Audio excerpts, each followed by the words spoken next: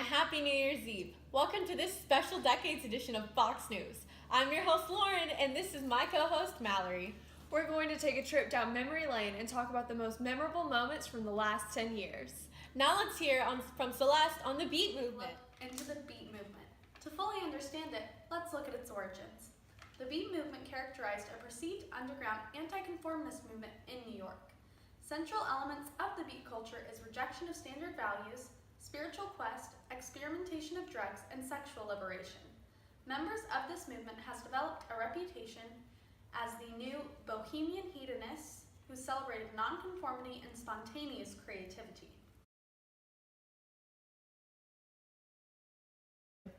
Allen Ginsberg's Howl and William S. Burroughs' Naked Lunch are helping liberalize publishings in the United States. These writers are also openly gay or bisexual, which stray from the Christian ideals of our American culture, but is a key belief in the movement. Along with free love, drugs is increasing its popularity. As they have been approaching these drugs experimentally, most are unfamiliar with their side effects.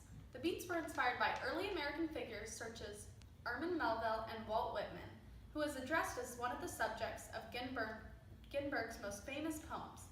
Edgar Allan Poe and Emily Dickinson have also been occasionally acknowledged as having an influence on their poetry. Obviously, moving into the next decade, we can only hope for a more promising future without the excessive use of drugs from our children.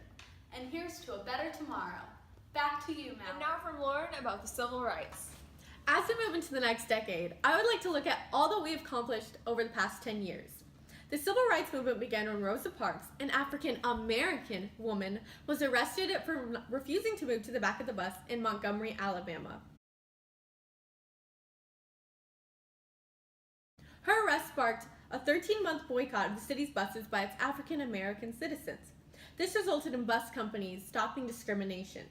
The Brown versus Board of Education case also contributed to the birth of the civil rights movement by ending legal segregation in public schools. Many Southern whites disagreed with the Brown ruling. They removed their children from public schools and enrolled them in all-white segregation academies. Many leaders from the African American community rose to fame, particularly Martin Luther King Jr. He is the primary leader of this popular movement, using nonviolent protests to try to get equal rights for African Americans. He understood the significance of the bus boycott and was also influenced by the nonviolent tactics of Mahatma Gandhi. The civil rights movement continues to sweep the nation as the fight to end racial segregation and discrimination. That's wonderful, Lauren. Glad to see people standing up for what they believe in. Now Taylor will talk about the Cold War and McCarthyism. Thanks, guys. But on a more serious note, let's give tribute to those brave soldiers who fought and died to stop the spread of communism earlier this decade. As many of you know, we came to the South Korean aid at their brink of surrender. With our help, they were able to push the North Koreans from the southernmost point all the way back to China. We all know how that war would have ended had China not gotten involved. We now remain at the 38th parallel in order to ensure the freedoms that those brave soldiers did not fight or die in vain. Let's hope the advisors we sent to Vietnam will accomplish the same thing. Towards the middle of our decade, the Soviets signed a treaty with multiple Eastern European countries called the Warsaw Pact, this being an oblivious response to the North Atlantic Treaty Organization. The Russians are using this pact to strengthen their grip on their surrounding countries. Finally, most recently, in 1957, the Russians launched Sputnik and initiated the space race. This forced us to officially step up our game, no longer the race to space, but rather the race to the moon. Now let's take a look at the Cold War at home.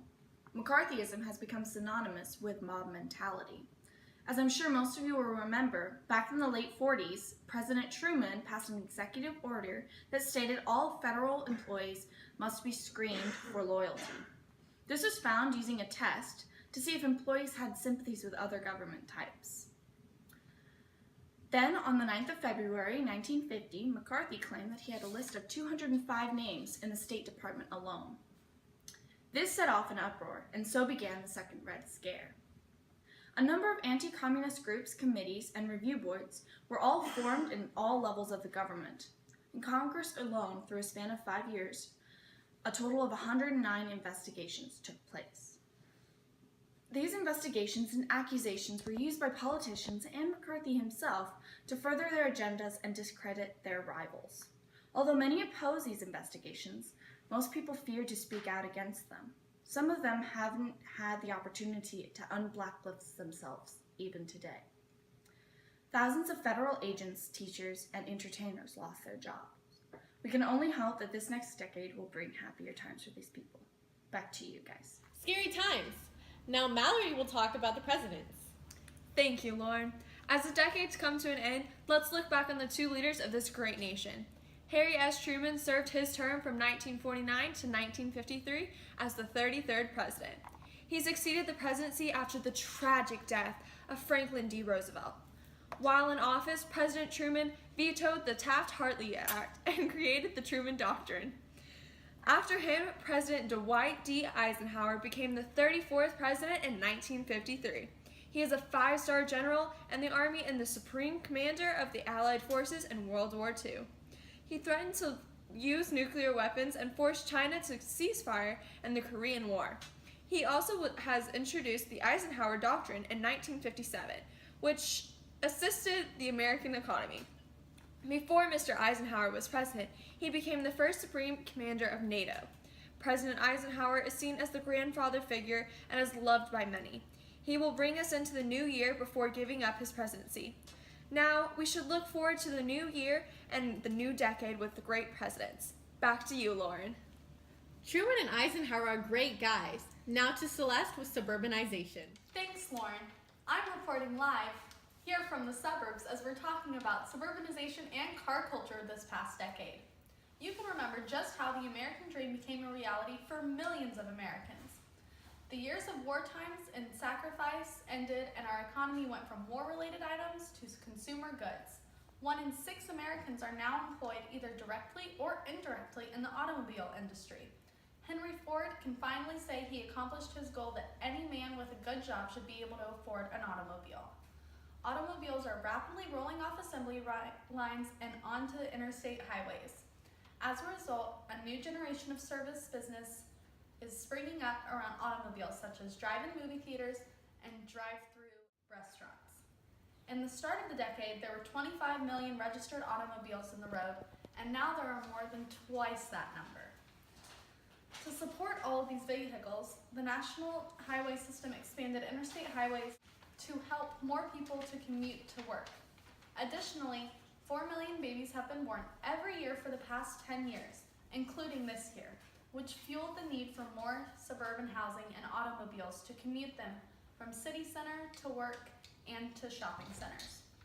1/3 of Americans are living in the suburbs now. 11 out of 12 of our largest cities have recorded a declining population with a loss in city culture as people are fleeing from the cities and to the suburbs. On to you, Mallory. Thank you, Celeste. Now let's look back on our fashion hits and misses. Lauren. Teenagers have been the driving force behind fashion this past decade. The influx of American television and cinema brought lots of new fashion ideas and caused many young people to emulate the fashion of their favorite movie stars. Both Marlon Brando and James Dean influenced young men to copy their style. Leather boots, a white t-shirt, and jeans quickly became a symbol of teenage rebellion.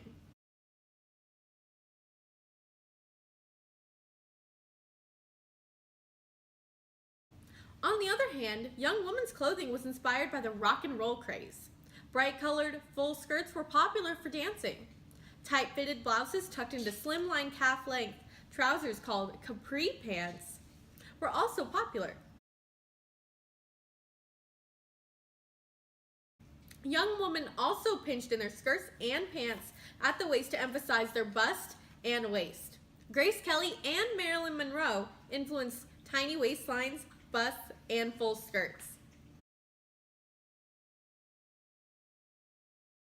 Stiletto heels emerged in the 50s and can be bought in many stylish colors. Slim pencil-lined skirts were also popular. On the other hand, adult men's fashions was very quiet and conservative. Men's fashion included plain fabrics and muted shades such as blue, gray, and brown.